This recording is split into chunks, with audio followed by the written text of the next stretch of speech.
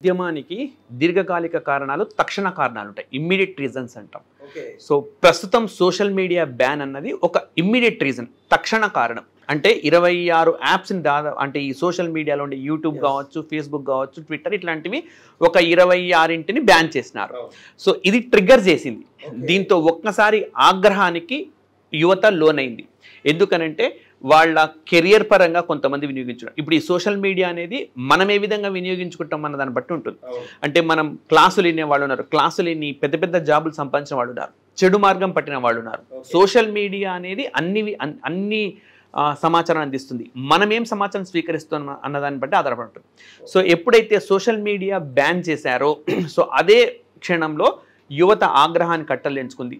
గత కొంతకాలంగా ఉన్న కారణాలను ఇది ట్రిగ్గర్ చేసింది, ఇమ్మీడియట్ రీజన్గా మారిపోయింది అన్నమాట. సో అది ఉద్యమం బాటకు దారితీసింది, అందరూ బయటికి రావడానికి ఒక పునాదిగా పనిచేసింది. దానిపైన వీళ్ళు ఇప్పుడు ఒక పెద్ద ఉద్యమాన్ని నిర్మిస్తూ ఉన్నారు. అవినీతికి వ్యతిరేకంగా గళం విప్పుతున్నారు. ఇప్పుడు నిరుద్యోగం, సోషల్ మీడియా గురించి ఎవరు మాట్లాడంలా. నిజంగా సోషల్ మీడియానే కారణమైతే సోషల్ మీడియా బ్యాన్ ఎత్తేసారు, అప్పటికే ఉద్యమం ఆగిపోవాలి. కానీ ఉద్యమం కొనసాగింది.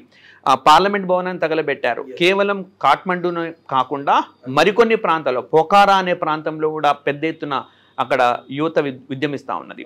ఇప్పుడు అవినీతి పైన మాట్లాడుతున్నారు, ప్రత్యామ్నాయ ప్రభుత్వం పైన మాట్లాడుతూ ఉన్నారు. సో సైనికుల చేతులకు వెళ్లకుండా ప్రజాస్వామ్యాన్ని కోరుకుంటారు, రాజ్యాంగాన్ని కూడా వాళ్ళు పూర్తి స్థాయిలో వ్యతిరేకిస్తున్నారు అని అంటే ఆ సోషల్ మీడియా బ్యాన్ అన్నది ఒక బూచ్ మాత్రమే.